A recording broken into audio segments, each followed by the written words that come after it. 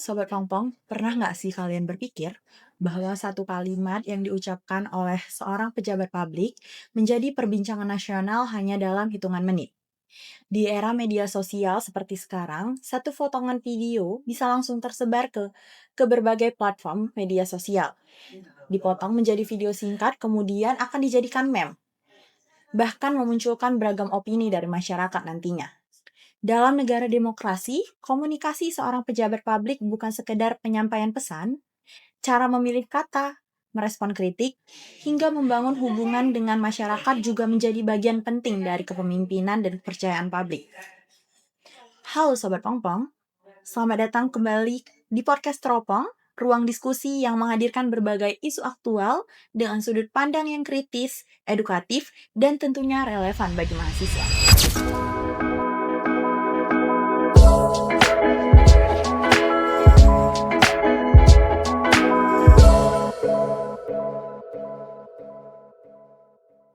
Saya Angginela Putri yang akan menemani Sobat Pongpong pada episode kali ini. Dengan tema, Etika Komunikasi Pejabat Publik di Era Digital, Membangun Retorika Presiden dalam Perspektif Demokrasi.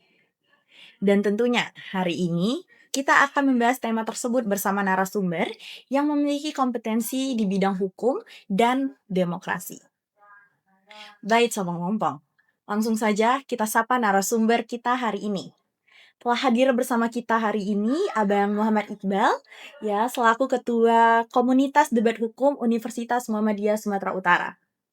Beliau akan berbagi pandangan mengenai pentingnya etika berkomunikasi pejabat publik dalam sistem demokrasi, serta bagaimana masyarakat seharusnya menyikapi berbagai fenomena komunikasi politik yang berkembang di era digital. Selamat datang Abang, terima kasih telah meluangkan waktu untuk hadir di podcast Teropong pada hari ini. Baik Abang, mungkin kita boleh sesi pertanyaannya ya.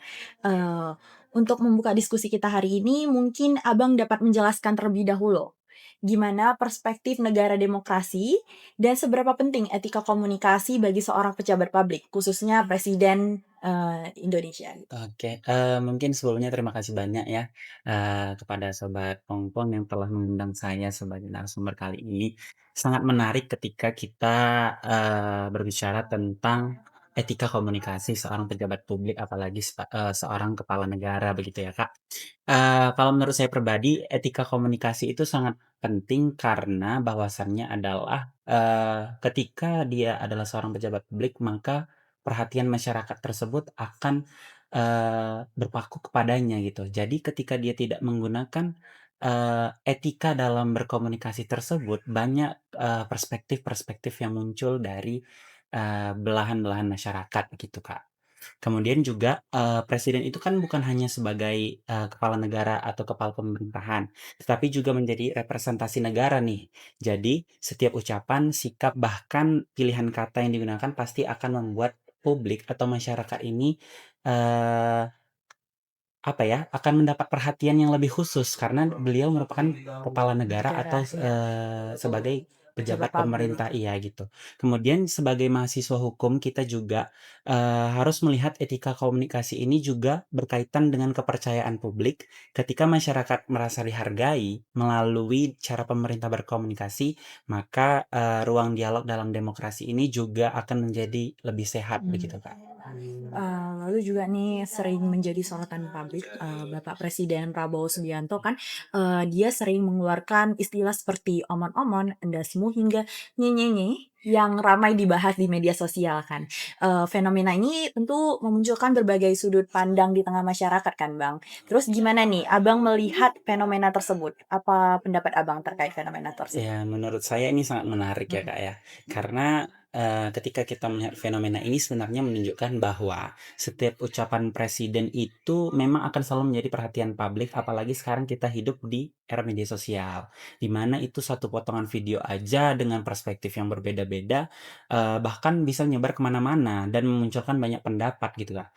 Tapi kalau menurut saya pribadi juga, saya mencoba melihatnya secara utuh dan ada sebagian masyarakat yang menganggap, gaya komunikasi seperti itu membuat seorang pemimpin terasa lebih dekat dengan masyarakatnya, ada juga yang menganggap, "Oh, tidak bisa karena beliau merupakan pejabat publik." Kira-kira begitu, Kak. Benar sih.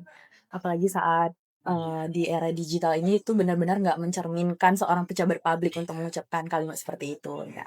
Kemudian juga nih Bang, selain penggunaan istilah-istilah seperti tadi, masyarakat ini juga sempat ramai membahas pernyataan presiden mengenai 10+6 sama dengan 17. Itu kan sama dengan nggak etis ya, maksudnya Iya, kayak nggak bener. benar aja, karena kan 10+6 kan seharusnya 16 Iya, gitu. betul. Tapi Presiden Prabowo sendiri mengucapkan 10+6 tuh sama dengan 17. Itu gimana, tanggapan Abang, Bang, sebagai seorang mahasiswa? Oke, mungkin kalau saya melihat Mhm, fenomena seperti itu juga kan, Kak, kita harus lebih bijak dalam menerima informasi juga.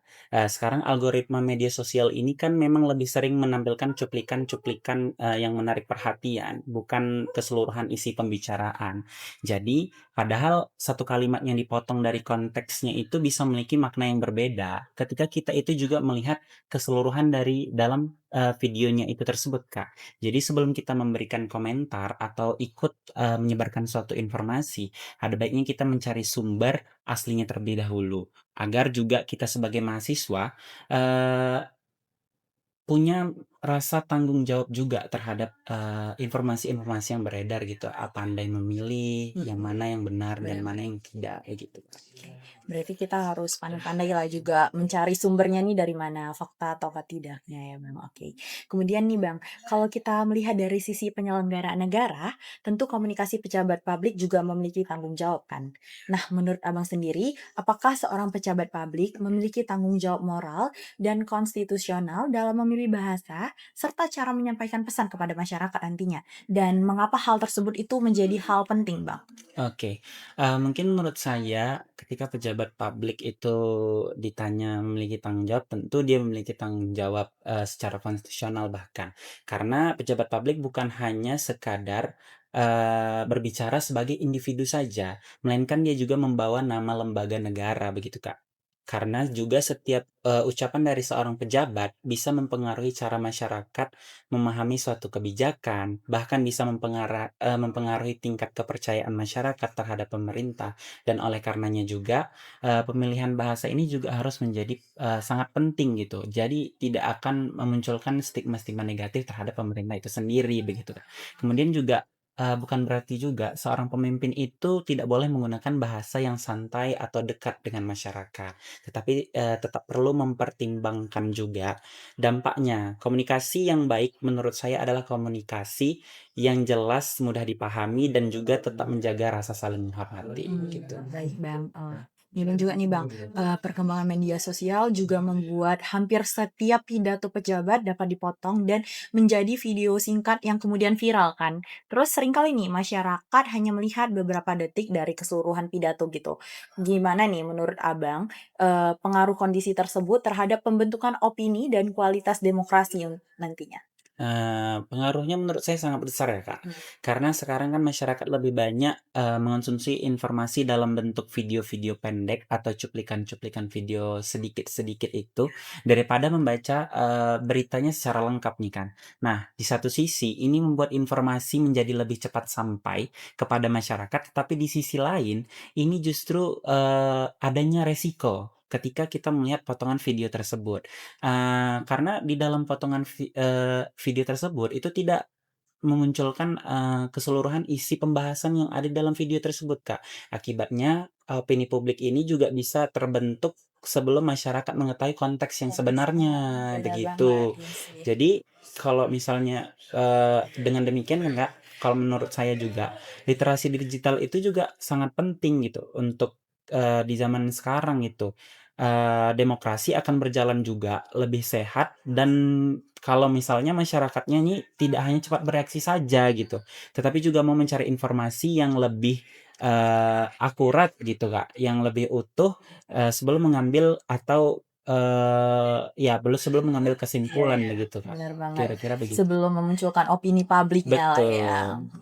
Kemudian nih Bang, dalam negara demokrasi kan, tentu kritik merupakan hal yang wajar dan menjadi bagian dari kontrol masyarakat terhadap pemerintah. Namun di sisi lain, seorang pemimpin juga dituntut mampu merespon kritik secara bijaksana. Gimana menurut Abang, seharusnya seorang pemimpin menyikapi kritik masyarakat agar tetap mencerminkan nilai-nilai demokrasi, keterbukaan, dan penghormatan terhadap keberbebasan berpendapat? Oke, kalau misalnya menurut saya, kritik itu merupakan bagian yang tidak bisa dipisahkan dari sebuah demokrasi ya, Kak. Karena justru dengan adanya kritik atau kita yang sebagai masyarakat yang mengkritik, pemerintah bisa tahu apa yang menjadi harapan dan keresahan masyarakat yang ada di Indonesia ini kan, Kak.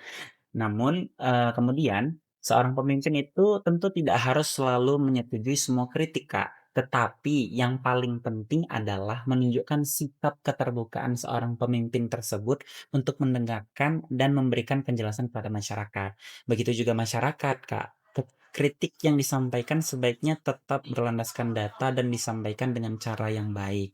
Jadi ini tetap sehat, Kak, antara masyarakat dengan pemerintah, antara pemerintah dengan masyarakat, Masyarakat kayak gitu. juga, Oke Bang, lalu gimana nih Bang gaya komunikasi seorang pemimpin yang juga seringkali menjadi perhatian publik, bahkan terkadang lebih banyak dibicarakan dibandingkan isi kebijakan yang disampaikan?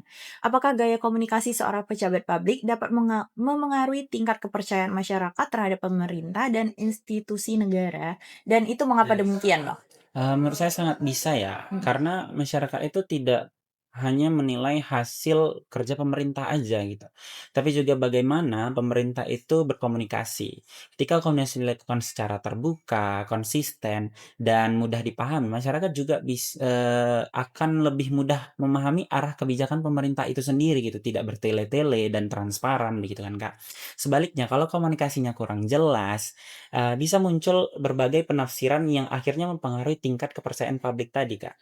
Jadi menurut saya komunikasi itu bukan sekedar pelengkap saja, tetapi memang menjadi bagian yang sangat krusial dan iya. penting juga dalam penyelenggaraan pemerintahan tadi. Bener banget, sehingga tidak memunculkan berbagai opini publik ya, gitu Betul, ya, Bang. iya betul. Kemudian juga, Bang, kalau kita berbicara mengenai ruang digital nih kan, tentu masyarakat memiliki kebebasan untuk menyampaikan kritik maupun pendapat terhadap pemerintah. Namun kebebasan tersebut juga perlu diimbangi kan dengan tanggung jawab dalam berkomunikasi. Dalam pandangan Abang nih, bagaimana keseimbangan antara kebebasan masyarakat untuk mengkritik pemerintah dengan tanggung jawab menjaga etika dalam ruang publik digital? Menurut saya juga keduanya itu harus, berjalan seiringan, karena demokrasi memberikan ruang kepada masyarakat untuk menyampaikan pendapat, dan kritik terhadap pemerintah itu merupakan hak yang dijamin oleh pemerintah gitu.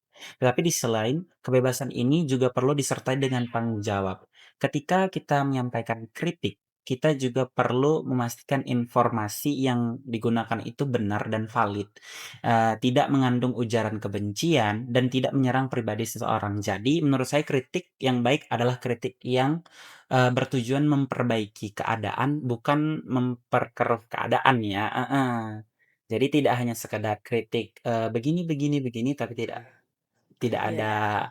apanya gitu Solusinya iya ya, solusinya begitu, Kak. mungkin boleh kita sebagai seseorang itu mengkritisi seorang pejabat publik dan, kritik tersebut harus memiliki solusi pastinya ya, Bang, Iya betul. iya benar benar. Nah, Sobat Pongpong, sebagai mahasiswa tentu kita juga tidak lepas dari derasnya arus informasi yang setiap hari hadir melalui media sosial.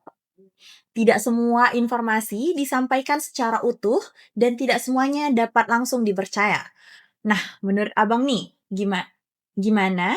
Apa yang dapat dilakukan mahasiswa nih agar mampu menyikapi pidato dan pernyataan pejabat publik secara kritis, objektif, serta tidak mudah terpengaruh oleh narasi yang berkembang di media sosial saat ini, Bang? Nah, ini menarik nih, karena kita juga sama-sama mahasiswa ya, Kak, ya. Jadi saya rasa kita memiliki peran yang sangat besar juga dan cukup penting karena mahasiswa ini seharusnya menjadi, kelompok yang melihat suatu persoalan itu secara utuh gitu, Kak. Tidak hanya, berdasarkan, potongan-potongan, informasi atau bahkan video gitu kan, Kak. Artinya kita juga sebagai mahasiswa jangan langsung percaya pada satu potongan video tadi, Kak, atau satu unggahan di media sosial. kita juga sebagai mahasiswa ini harus membiasakan membaca dari berbagai sumber, membandingkan informasi, kemudian baru kita untuk membentuk pendapat kita sendiri. Selain itu juga, kita juga sebagai mahasiswa ini perlu membangun budaya diskusi yang sehat. Tidak semua perbedaan pendapat itu berujung pada perdebatan yang emosional. Justru dari diskusi yang kita buat tadi atau kita apain tadi kan, Yang Kak, kita bincangkan yang kita dari bilang tadi ya, iya, kita heeh. bilang kan, justru itu kita bisa belajar melihat suatu persoalan-persoalan yang terjadi, dan kita tuh bisa belajar dan memahami dari berbagai sudut pandang gitu. Bener, Tidak ya. hanya satu sudut pandang, "Oh, sudut pandang ini benar," gitu kan, Mhm. tidak sepenuhnya benar begitu. Ya sih, karena dari tadi kita juga bahas kayak, mencari fakta yang benarnya Iya, gitu ya kan, betul. jangan hanya terpengaruh oleh satu potongan video, Iya, benar ya kan, Bang? Baik Bang, tidak terasa nih kita udah berada di penghujung diskusi. Mungkin ujung-ujung aja sebagai ya. penutup dari perbincangan kita hari ini, apa pesan dan harapan Abang nih kepada mahasiswa UMSU tentunya kan, agar dapat menjadi generasi yang aktif, kritis, serta menjunjung nilai demokrasi dan etika dalam menyampaikan pendapat di ruang publik nantinya, Bang? Mungkin pesan saya sederhana, Kak, ya, jadilah mahasiswa yang, kritis tetapi jangan kehilangan etika. Karena menurut saya kecerdasan itu bukan hanya dilihat dari seberapa keras dan seberapa pantas juga kita menyampaikan pendapat, tetapi kita juga dari bagaimana cara kita menghargai pendapat orang lain, bagaimana kita cara menyikapi pendapat orang lain, begitu, Kak. Kita ini sekarang hidup di era digital yang membuat setiap orang tuh bisa berbicara di ruang publik. Maka dengan demikian manfaatkanlah ruang itu untuk menyampaikan gagasan yang membangun, menyebarkan informasi yang benar, dan ikut menciptakan diskusi yang sehat, begitu, Kak. Oke Bang. Jadi itulah harapan dan pesannya Abang. Nah, Sobat Umsu kalian udah dengarkan apa kata Bang Iqbal tadi. Baik Sobat Ompong, kita telah sampai di penghujung podcast Teropong episode kali ini. Terima kasih yang sebesar-besarnya kami sampaikan kepada Abang Muhammad Iqbal selaku ketua ya, Iya, ketua KDH iya, kan, betul, Kak. ketua debat hukum atas waktu ilmu serta pandangan yang telah dibagikan kepada kita semua. Dari diskusi hari ini, kita belajar bahwa komunikasi seorang pejabat publik bukan sekedar persoalan pilihan kata, tetapi juga menyangkut etika, tanggung jawab, dan kepercayaan publik dalam kehidupan demokrasi. Terus ikuti podcast Teropong dan sampai jumpa di episode selanjutnya. Saya Angginela Putri Saragi, pamit undur diri. Wassalamualaikum warahmatullahi wabarakatuh. Salam pers mahasiswa.